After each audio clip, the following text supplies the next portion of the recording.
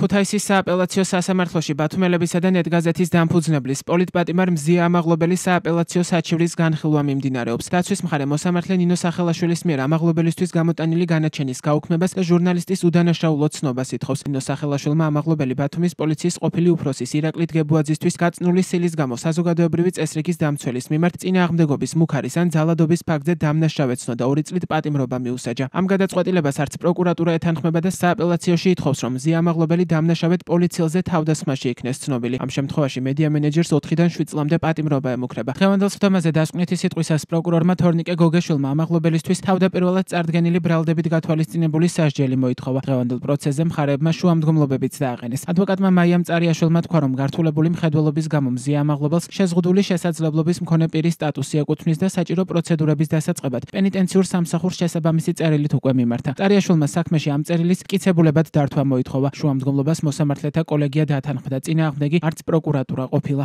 პროცესზე შუამდგომლობით მოსამართლეთა კოლეგიას ბრალდების მხარემაც მიმართა. პროკურორმა შოთა ჩხაიძემ საქმის მასალებისთვის მზია ამაღლობელის კუთვნილი მობილური ტელეფონის ექსპერტიზის დასკვნის დართვა მოითხოვა. ამ საკითხზე ადვოკატმა მაია მწარიაშვილმა თქვა, რომ დასკვნას უკვე გაეცნო და მასში გამოძიებისთვის საინტერესო არავითარი მასალა არ აღმოჩნდა. დღევანდელ სხდომაზე მზია ამაღლობელი საბრალდებო სივრცეში ისევ ფეხზე იდგა. წინა სააპელაციო სხდომისგან განსხვავებით მას მოსამართლე ნიკოლოზ მარგულაშვილმა ადვოკატებთან გამოსვლის უფლება არ მისცა. დღევანდელ პროცესზე სახელმწიფო ბრალდებამ წარმოადგინა საექსპერტო დასკვნა ტელეფონთან დაკავშირებით.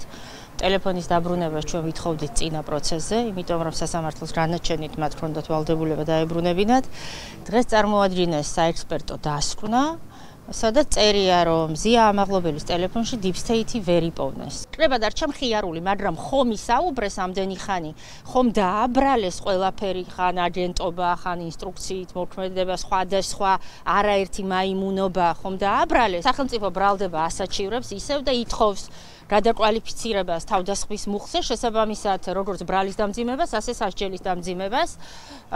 რასაკვირველია, ყურადღებით ვუსმენდი ამ ხელერზაზე, იმიტომ ჩამოვედი, ამიტომ შემდეგ პროცესზე არ მინდა დავღალო არც დარბაზი, არც სასამართლო, მაგრამ მოუწევთ დაცვის ვრცელი სიტყვის მოსმენა ყველაფერზე, რასაც დღეს ისაუბრა ბრალდებამ. მზია ამაღლობელი 11-12 იანვრის ღამეს ორჯერ დააკავეს. პირველად ადმინისტრაციული წესით ბათუმის პოლიციის დეპარტამენტის წინ დამხმარე ნაგებობაზე სტიკერის გაკვრის გამო. რამდენიმე საათიანი პატიმრობიდან გათავისუფლების შემდეგ ირაკლი დგებუაძისთვის გაწნული სილის გამო მეორედ სისხლის სამართლის წესით დააკავეს. თავდაპირველად მას პოლიციელზე თავდასხმას ედავებოდნენ და 4-დან 7 წლამდე პატიმრობა ემუქრებოდა. თუმცა მოსამართლე ნინო სახელაშვილმა განაჩენის გამოტანის დღეს 6 აგვისტოს ამაღლობელს ბრალი გადაუკვალიფიცირა და საზოგადოებრივი წესრიგის დამცველის მიმართ წინააღმდეგობის მუქარის ან ძალადობის ფაქტზე დამნაშავეცნო და ციხეში 2 წლით გაუშვა. შემდეგი სხდომა ქუთაისის სააპელაციო სასამართლოში 18 ნოემბერს გაიმართება.